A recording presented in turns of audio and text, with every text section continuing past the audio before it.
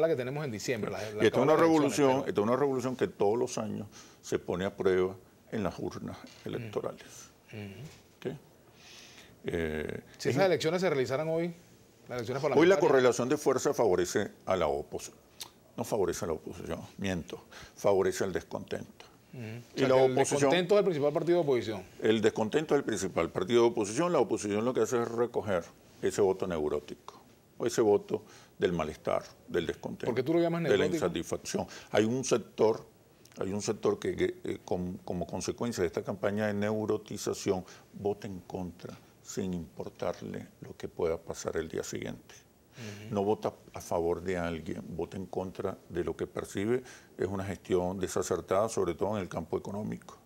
Ahora, para que una campaña sea exitosa... no es alternativa. Para que una campaña, digamos, de neurotización, etcétera, sea exitosa, debe tener algún anclaje en la realidad. Claro, tiene que haber razones objetivas, para poder, que bien ¿Y cómo utilizada, se derrota una campaña de neurotización? Por ejemplo, ¿tú qué sabes de ese tema? Con una acertada estrategia de comunicación ¿La tiene el gobierno? e información.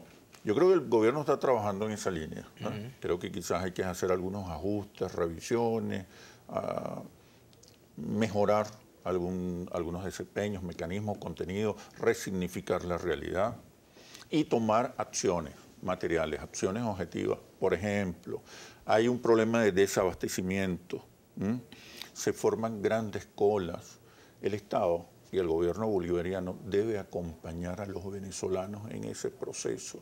Los venezolanos deben sentir que quizás la solución no está en ese momento, pero hay acompañamiento, hay sensibilidad, ¿Cómo lo acompañaría? hay capacidad, hay disposición a proteger. Lo que más genera malestar no es el desabastecimiento, es la incertidumbre, la angustia, el sentirse vulnerable, desprotegido, ¿no? Y eso es lo que genera las rupturas profundas. ¿Cómo acompañar a la gente en sus colas? Asegurar una mayor rapidez. El captahuellas no funciona. El captahuellas no funciona. Mucho más funciona con compras por número de cédula. Pero fíjate, uno piensa también que se ha centralizado mucho la distribución de alimentos. O sea, cuando lo contrario debería ser lo adecuado. Mayor cantidad de centros de distribución, de pequeños negocios que vendan.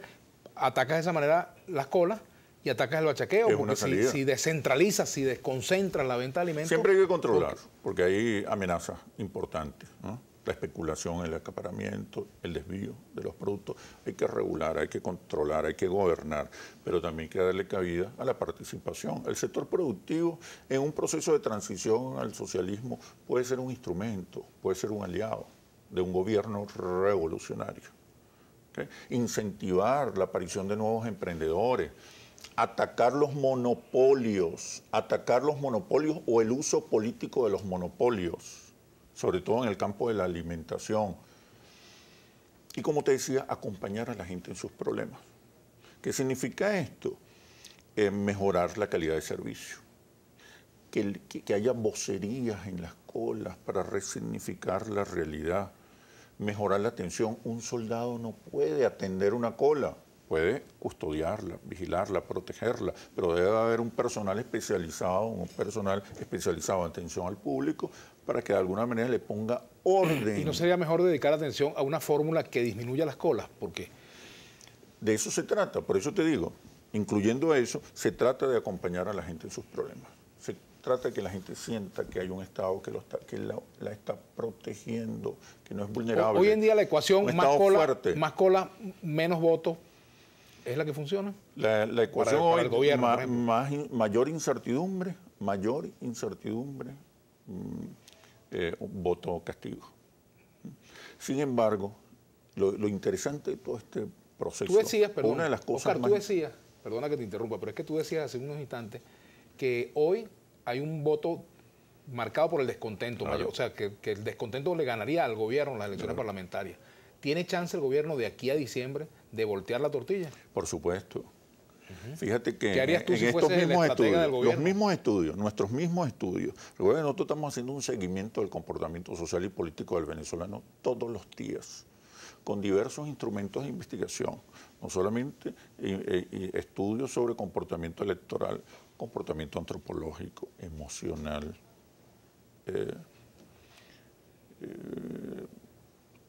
estudios sobre marcos de interpretación.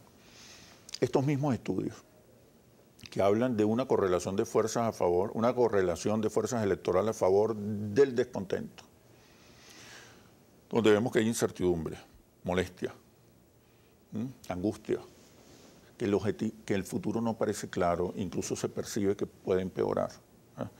Esa misma muestra, ese mismo instrumento cambia los marcos de interpretación, que al final de eso se trata en las investigaciones. Y le preguntamos a los venezolanos, ¿qué preferiría usted?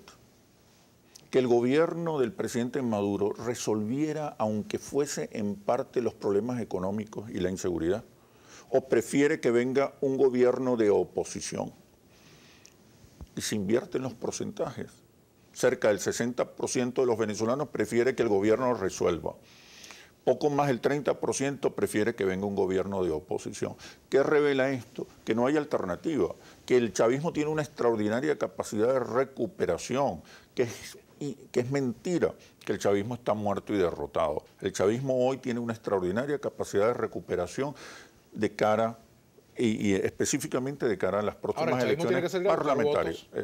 De cara a las parlamentarias, tiene que salir a buscar votos. Claro. ¿Con qué discurso debe salir el chavismo y cuál debe ser el discurso de la oposición? Sí. El discurso del chavismo tiene que concentrarse en restablecer la esperanza, en generar, en mostrar un futuro mejor, resolviendo algunos problemas. No, incluso no basta con resolver los problemas o resolverlos en parte si no hay una comunicación, un discurso, un mensaje que eleve los niveles de esperanza y optimismo, que eleve los niveles de certidumbre con respecto a un porvenir mejor. La comunicación es vital en este proceso de recomposición, de reconfiguración, de revisión, de reimpulso de la revolución bolivariana. Hay que resolver los problemas, fundamentalmente los problemas económicos, que son los que preocupan hoy a 8 de cada 10 venezolanos, más que la política. Más que la seguridad incluso. Sí.